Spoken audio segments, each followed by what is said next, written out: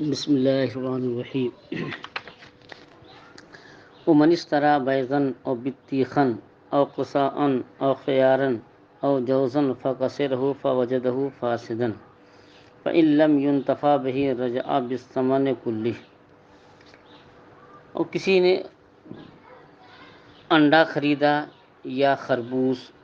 یا کھیرا ککڑی یا اخروٹ اور اس سے عیب دار پایا۔ اب اس کی دو صورتیں ہیں، اگر وہ منتفع بہی ہے یا نہیں۔ اگر وہ قابل انتفاع نہیں ہے تو پوری قیمت واپس لے لے گا۔ مثلا انڈا لیا، اب انڈا توڑا تو دیکھا کہ وہ گندا ہے اور زردی بالکل خون ہو چکی ہے، ظاہر ہے کہ اب وہ قابل انتفاع نہیں ہے، وہ اس میں بدبو پیدا ہوگی، اس کو کھانا بھی جائز نہیں ہے، اور اسے توڑ کر کے پھینک دیا۔ ایسے ہی تربوز لیا اور اسے کاٹنے کے بعد دیکھا کہ اندر سے بالکل سڑا ہوا ہے، وہ کھانے کے لائق نہیں، اگر کوئی کھا لے تو اسے کالرا ہیضہ ہو جائے گا۔ یا کھیرا ککڑی لیا تو دیکھا اندر سب کیڑے ہیں، کھانے کے لائق نہیں، تو اسے جو ہے پورا پیسہ جو ہے واپس لینے کا حق ہے۔ فرماتے ہیں کہ جس نے انڈا خریدا یا خربوز خریدا یا جو ہے ککڑی یا کھیرا یا اخروٹ اور پھر اسے توڑا، فوجدہ فاسدا، تو اسے جو ہے فاسد پایا، خراب پایا۔ فإن لم ينتفع به، اگر یہ چیزیں قابل انتفاع نہ ہو تو رجع بالثمن کلہ،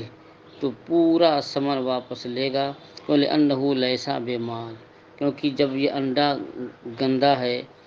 یا خربوز اور ککڑی وغیرہ میں کیڑے ہیں، سڑ گئے ہیں، یا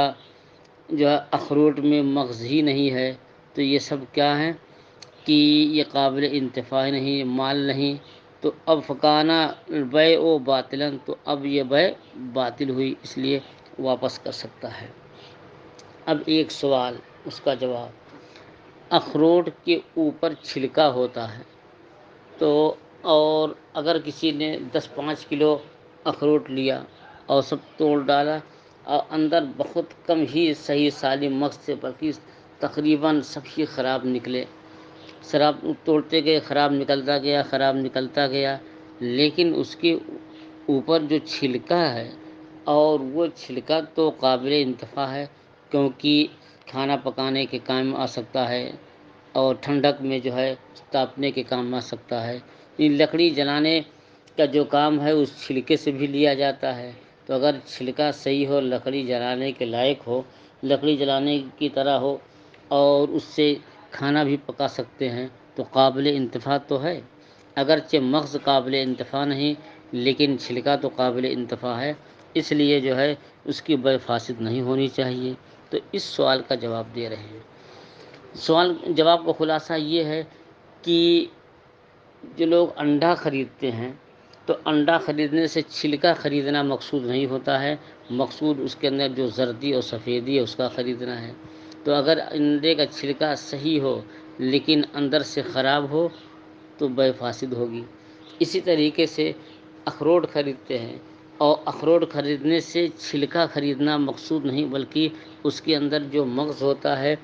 مغز خریدنا مقصود ہوتا ہے۔ ورنہ آپ دیکھیں کہ اگر چھلکا خریدنا مقصود ہوتا ہے جلانے کے لیے تو کوئی 100-200 روپیہ کلو نہیں خریدتے۔ آپ جلانے والی لکڑی بازار میں خریدنے جائیں تو چھلکے سے کہیں اچھی جلے گی اور بہت تو 10 روپے کلو ملے گی، 5 روپے 6 روپے کلو، 10 روپے کے اندر ہی ملے گی۔ تو جب 10 روپیہ کلو لکڑی بازار میں دستیاب ہے تو 150-200 روپے کلو لکڑی کون خریدا جلانے کے لیے؟ اس سے معلوم ہوا کہ چھلکے کے اندر اگر مغز صحیح سلامت نہیں، خراب ہے، اور چھلکا صحیح ہے، جلانے کے لائق ہے، تو اس کا اعتبار نہیں، کیونکہ خریدنے والے نے چھلکا نہیں خریدا ہے بلکہ جو ہے مغز خریدا ہے۔ اسی سوال کو ولا یعتبر فی الجوز صلاح قشرہ، کہتے ہیں کہ اور جو ہے اخروٹ میں اس کے چھلکے کا صحیح ہونا معتبر نہیں، علی ما قیل، جیسا کہ فقہا نے فرمایا، لأن مالیتہ باعتبار اللب، کیونکہ اخروٹ کی مالیت جو ہے مغز کے اعتبار سے ہے، چھلکے کے اعتبار سے نہیں۔ وَإِنْ كَانَ يُنْتَفَعُ بِهِ مَا فَسَادِهِ، کہتے ہیں اور اگر جو چیز خریدا وہ کچھ خراب بھی ہے لیکن خراب ہونے کے ساتھ ساتھ وہ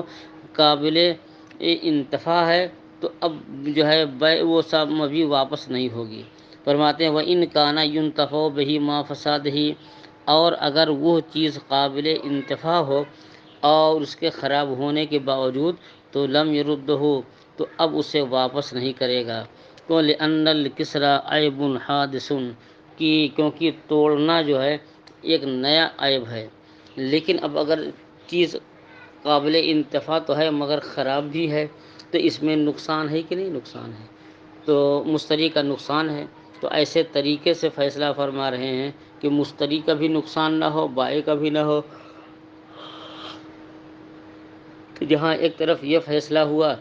کہ مشتری بائع کے پاس واپس نہیں کر سکتا، جس میں بائع کے حق کی رعایت ہو گئی، اور دوسرا فیصلہ یہ بھی ہے کہ اس عیب کی وجہ سے مبیع کے اندر جو کمی آ گئی، جو نقصان پیدا ہو گیا ہے، مشتری اسے مبیع سے واپس لے سکتا ہے۔ تو اس فیصلے سے مشتری کو راحت ملے گی۔ تو کیا یہ ایسا فیصلہ ہے کہ مشتری کو بھی راحت ہے اور بائع کو بھی راحت ہے۔ کہتے ہیں ان کانا ينتفع به، اگر وہ چیز قابل انتفاع ہو اور خراب ہونے کے باوجود، تو مشتری بائع کے پاس واپس نہیں کرے گا۔ کیوں؟ اس لیے کہ اب اس نے توڑ دیا ہے، اور توڑنا جو ہے یہ عیب جدید ہے۔ لیکنہ یرجع بنقصان العیب، لیکن مشتری جو ہے عیب کے نقصان کو واپس لے گا۔ دفعا للضرر بقدر الامکان، بقدر امکان طرفین سے ضرر کو دفع کرنے کے لیے۔ اب مبیع جو ہے مشتری واپس نہیں کر سکتا، اس میں جو ہے بائع کے حق کی رعایت ہے، اور مبیع کے اندر جو عیب ہے، اور اس عیب کی وجہ سے قیمت میں جو کمی آ رہی ہے، مشتری بائع سے اس جو ہے اس کمی کو واپس لے سکتا ہے۔ تو اس طرح مشتری کے حال کی رعایت ہو گئی۔ وقال الشافعی، اور امام شافعی رحمۃ اللہ علیہ نے فرمایا کہ یہاں یردہ لأن الکسر بتسلیطہ، کہ مشتری جو ہے بائع کے پاس واپس کر دے گا، کیونکہ ٹوٹنے سے جو عیب پیدا ہوا ہے، تو یہ بائع نے مشتری کے حوالے وہ شے کر دی ہے، تو گویا اس کے توڑنے پر بائع ہی نے مسلط کیا ہے۔ تو جب بائع نے مسلط کر دیا، تو اب جو ہے مشتری بائع کے پاس واپس کر سکتا ہے۔ قلنا، ہم کہتے ہیں کہ التسلیط علی الکسر فی ملک المشتری لا فی ملکہ فصار کما اذا کان صوبا فقطعہ، ہم کہتے ہیں کہ اس کے توڑنے پر مسلط کرنا یہ مشتری کے ملک میں ہے۔ مشتری نے اپنی ملک میں رہتے ہوئے ان اشیاء کو توڑا ہے، تو اب جو ہے اس کا تاوان یا جو بھی کمی ہو مشتری برداشت نہیں کرے گا، بلکہ جو ہے بائع برداشت کرے گا۔ ہم کہتے ہیں کہ بائع کا مشتری کو مسلط کرنا اس کے توڑنے پر یہ مشتری کی ملک میں ہے۔ تو فسارہ کما، یہ ایسے ہی ہو گیا جیسے کسی نے کپڑا بیچا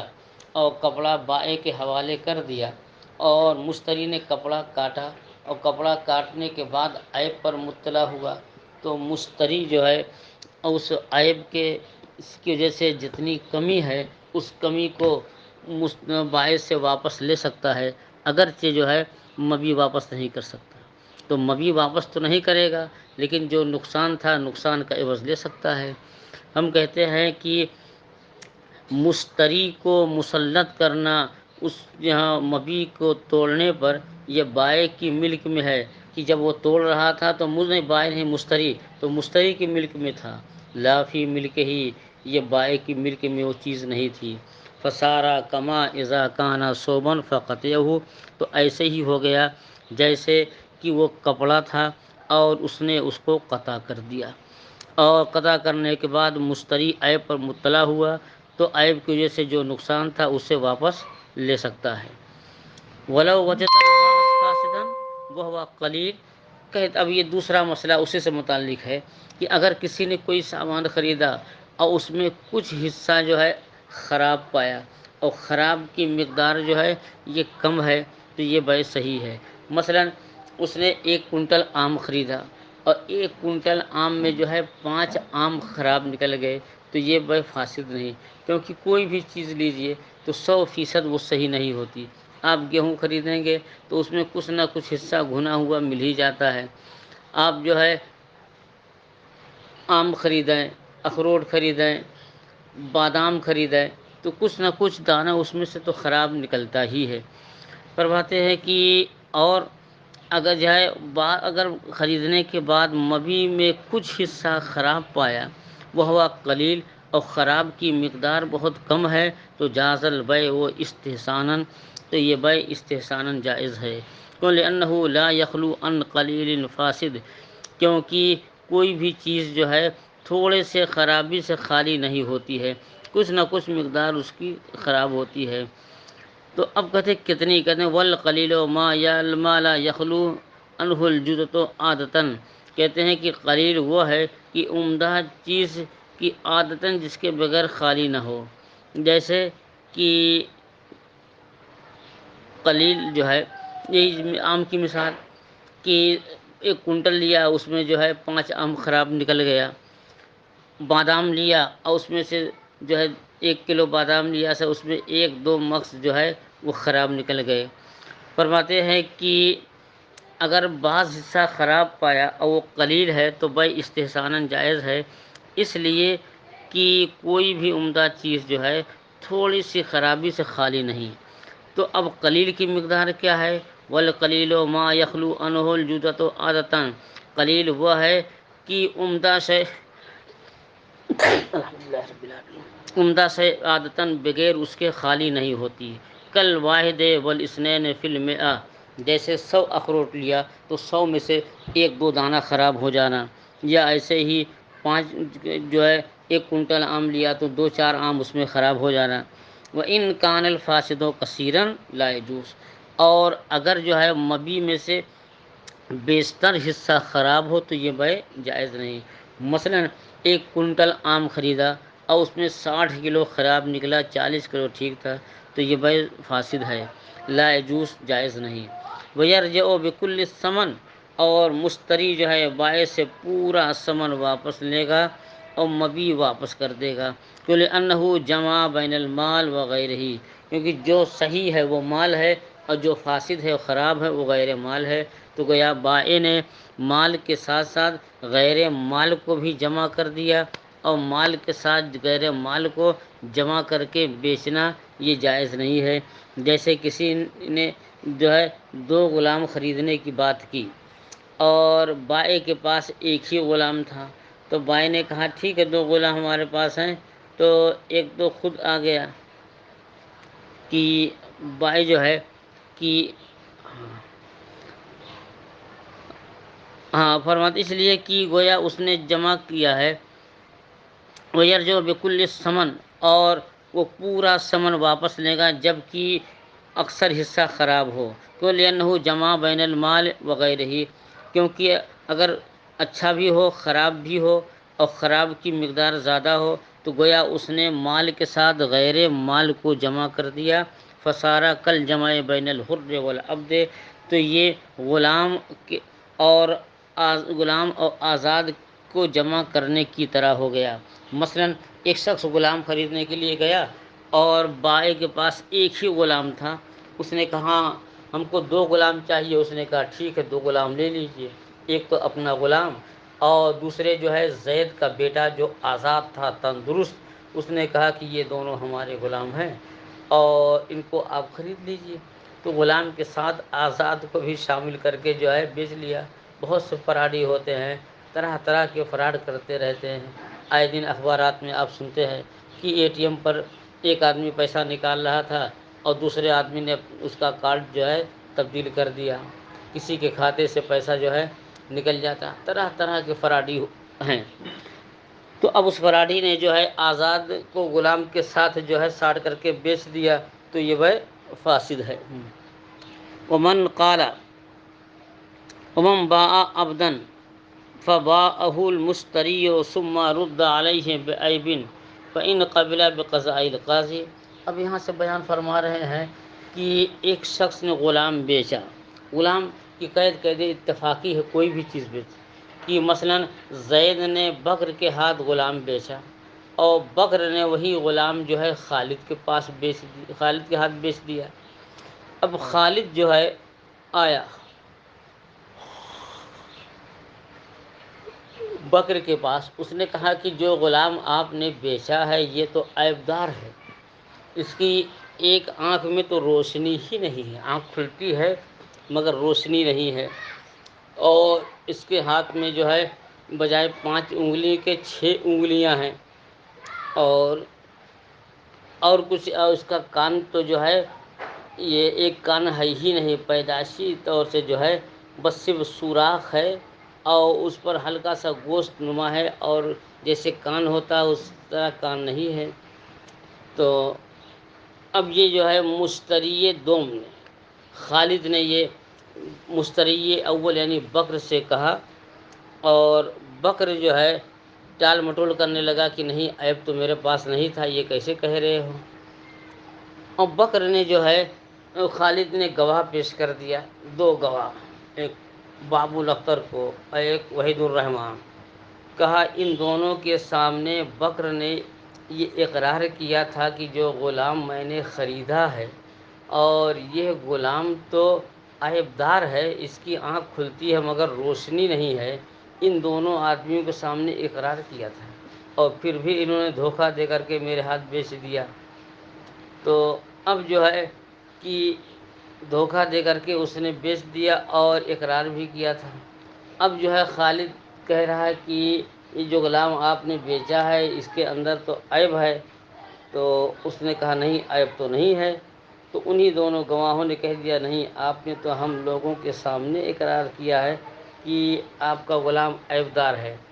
تو اب پھر جو ہے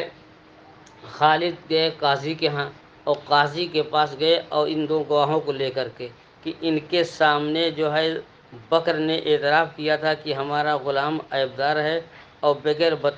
بتائے ہوئے اس غلام کو ہمارے ہاتھ فروخت کر دیا ہے، اب آپ بے فس کر کے ہمارا پیسہ دلا دیں۔ تو اس طرح اس نے جو ہے کہ اقرار کیا۔ تو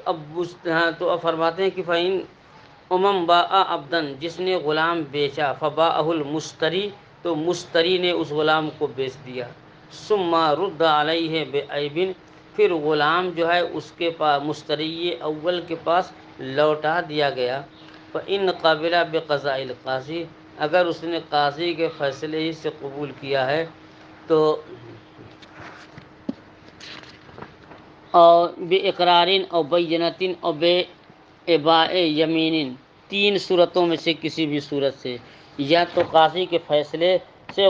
جو ہے قبول کیا ہے، اب چاہے اقرار سے یا بینہ سے یا قسم کے انکار کرنے سے۔ اقرار سے مراد جب قاضی نے طلب کیا بکر کو کہ جو غلام تم نے خالد کے ہاتھ بیچا ہے وہ عیب دار ہے یا نہیں، اس نے کہا حضور ہاں عیب دار ہے، اور میں نے عیب دار ہی خریدا تھا۔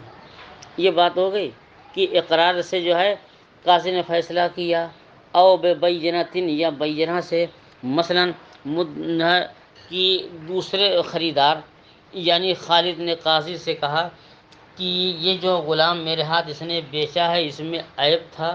اور یہ عیب کا اقرار اس نے بابو الاختر اور وحید الرحمان کے سامنے کیا ہے۔ اب قاضی نے ان دونوں کو بلایا کہ کیا آپ دونوں کے سامنے اس نے اقرار کیا ہے، تو دونوں گواہوں نے کہہ دیا کہ ہاں اس نے اقرار کیا ہے۔ تو یہ اقرار کی مثال ہو گئی، اور یا تو بینہ سے کہ مثلاً کہ خالد نے جب بات قاضی کے پاس کہا کہ غلام عیب دار ہے، اور اس کو بلائے جو ہے بکر کو بلایا، بکر نے کہا نہ، میں نے تو کبھی کسی سے کہا ہی نہیں کہ ہمارا غلام جو ہے یہ عیب دار تھا، اب ان کے ہاں پہنچنے کے بعد چاہے عیب پیدا ہو، تو اس کو جو ہے کہ پھر جو ہے مشتری نے وہیں قاضی کے سامنے قسم کھا لیا، تو مشتری کے سامنے قسم کھا لیا، تو اب جو ہے یہ مبی لوٹا دی گئی مشتری اول کے پاس، یا جب قاضی کے ہاں جو ہے خالد گیا مشتری ثانی کہ انہوں نے ہمارے پاس جو مبی جو ہے غلام بھیجا ہے، تو وہ تو غلام عیبی ہے اور انہوں نے پیسہ لیا ہے صحیح تندرست کا، تو پھر جو ہے اب اسے کہا کہ گواہ لاؤ، میں نے اقرار کیا ہے۔ اب ظاہر ہے کہ دوسرے مشتری کے پاس اس کے اقرار کے گواہ نہیں، تو جب گواہ نہیں، اس کی ایک ہی صورت ہے، البینۃ علی المدعی والیمین علی من انکر، کہ یا تو مدعی جو ہے بینہ پیش کرے یا منکر جو ہے وہ قسم کھائے منکر۔ تو اب یہاں اس نے قسم کھانے سے انکار کر دیا، کہا کہ بے ابا جو ہے یمین، قسم کھانے سے انکار کر دیں تب بھی معاملہ ثابت ہو جاتا ہے۔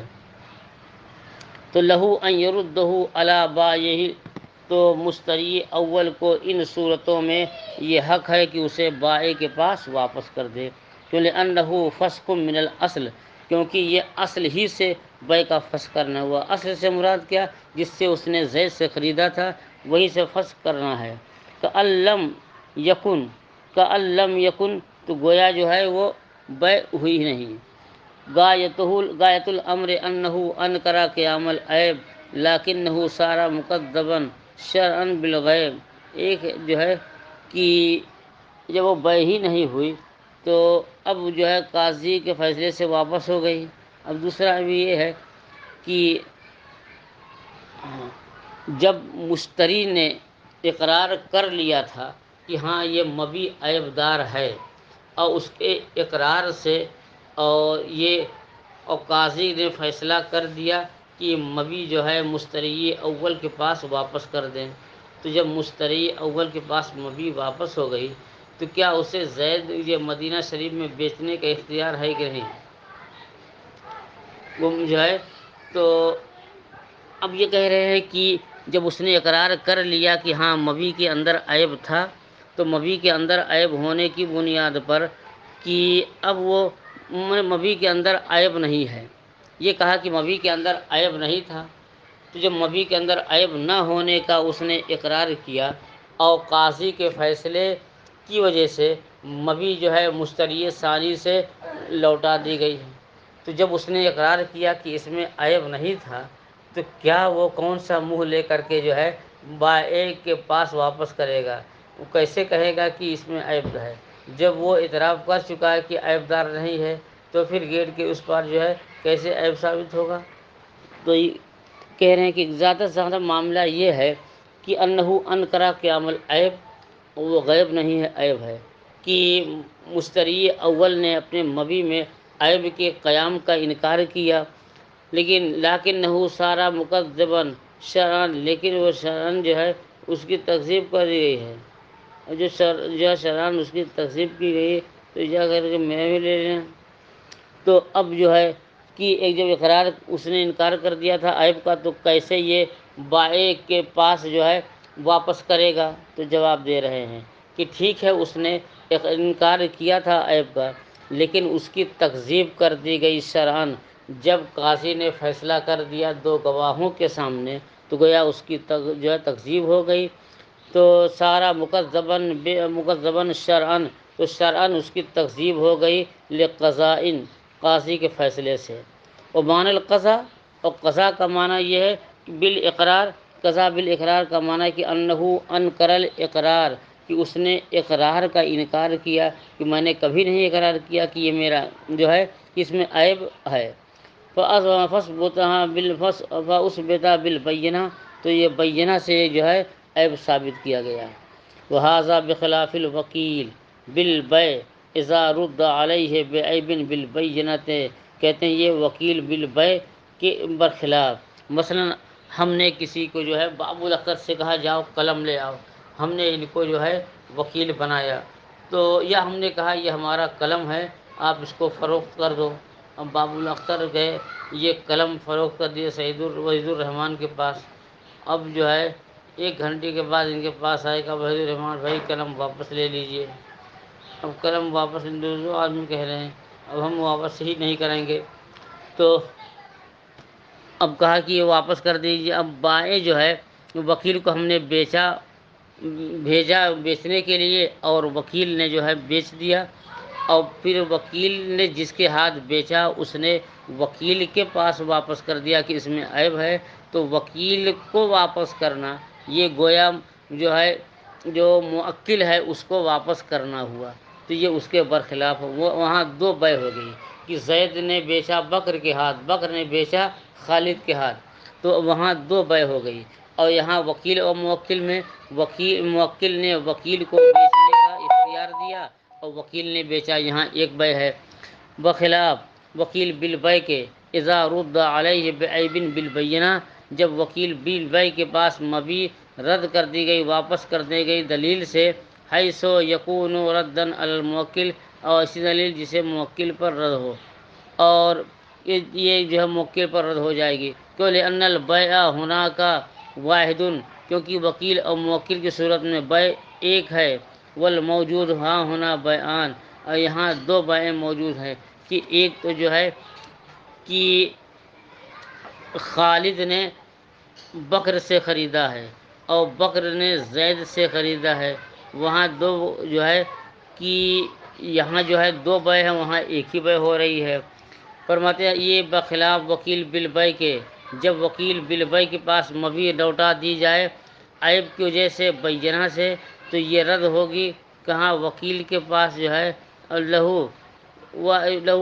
جو ہے کہ اس کو انا کا واحد، یہاں بیع ایک ہی ہے، والموجود ہاں ہونا بیعان، اور یہاں موجود دو بیع ہے،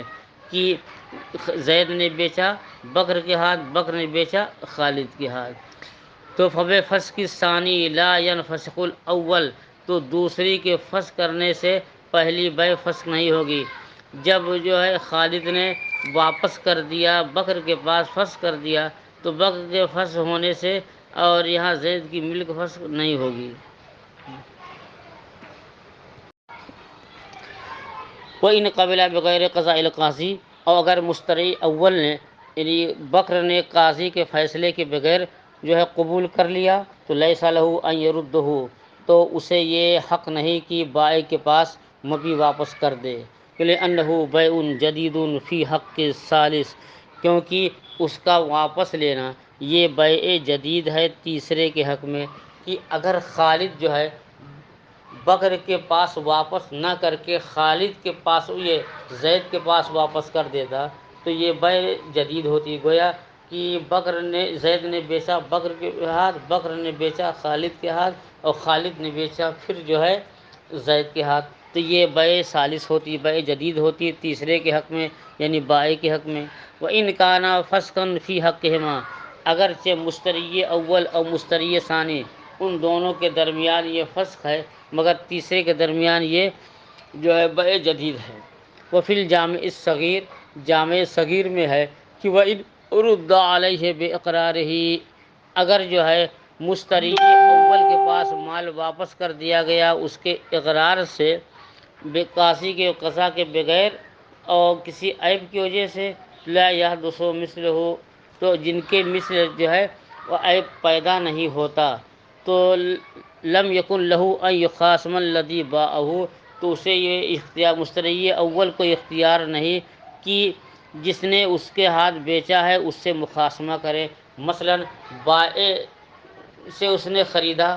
اور مشتری اول نے اس کو مشتری ثانی یعنی خالد کے ہاتھ بیچ دیا،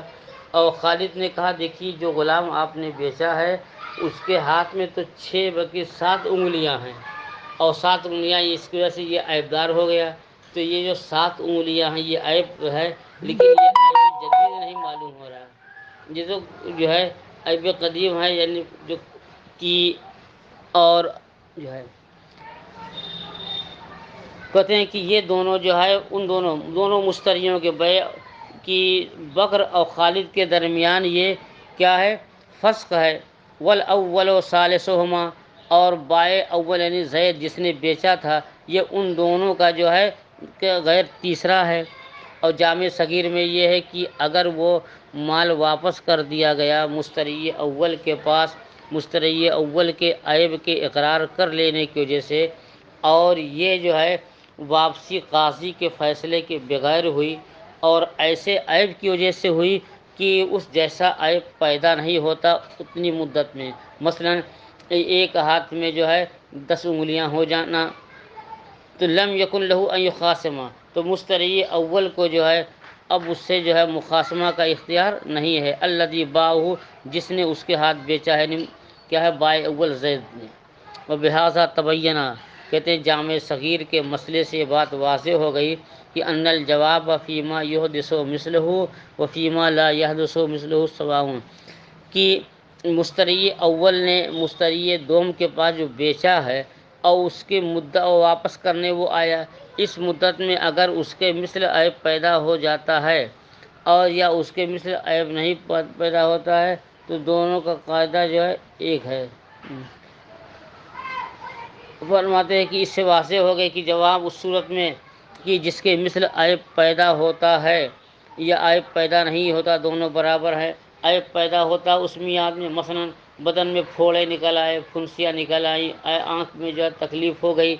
تو یہ تو عیب ہوتے رہتے ہیں۔ اور جس کے مثل عیب جو ہے نہیں ہوتا ہے، مثلاً 6 انگلیاں ہو گئی ایک ہاتھ میں یا 7 انگلیاں ہو گئی یا آنکھ کی بینائی ہی اچانک سب کو چلی گئی۔ وفی بعض روایات البیوع، اور کل مبسوط کی بعض جو ہے جامع صغیر کی جو ہے بعض جو ہے کی روایتوں میں ہے کتاب البیوع کی، کہ انا فیما لا یحدث مثلہ یرجع بالنقصان، کہ جس عیب کی مثل اتنی میعاد میں عیب پیدا نہیں ہو سکتا تو نقصان کے مقدار وہ لے لے گا۔ بے قیام البر، جو ہے بغیر جو ہے راہ و رسم قیام کیے بغیر، عند علی البائع الاول، اور بائع اول کے پاس جو ہے، مثلاً کہ اب یہ مشتری اول نے خریدا اور خرید کر کے قبضہ کیا، پھر بیچ دیا دوسرے کے ہاتھ، اور اس نے کہا ارے جو آپ نے غلام بیچا ہے اس میں تو 6 یا 7 انگلیاں ہیں دونوں ہاتھوں میں، اور پھر اس کے بعد وہ لوگ کھیل میں مصروف ہو گئے اور اب واپس کرنا چاہیں تو واپس ہو سکتے ہیں۔ فرماتے ہیں مبسوط کی اور جامع صغیر کی بعض روایات میں یہ ہے کہ یہ حکم صغیر کا ہے ان علامات کی بنیاد، ان اثر کی بنیاد پر، کہ انا جو ہے کہ من اس طرح جو ہے کہ بعض روایات میں ہے کہ جس کے مثل یہ عیب پیدا نہیں ہوتا تو یہ واپس لے گا نقصان بائع اول سے۔ کیوں؟ اس لیے کہ یہ یقین ہے کہ یہ عیب جو ہے بائع اول ہی کے پاس پیدا ہوا، مثلاً 6 انگلیاں 7 انگلیاں ہونا تو ظاہر ہے کہ یہ عیب پیدائشی ہوتا ہے، یہ بائع اول ہی کے پاس جو ہے یہ عیب ہوا، اس لیے جو اس میں نقصان ہے تو نقصان کا عوض وہ لے سکتا ہے۔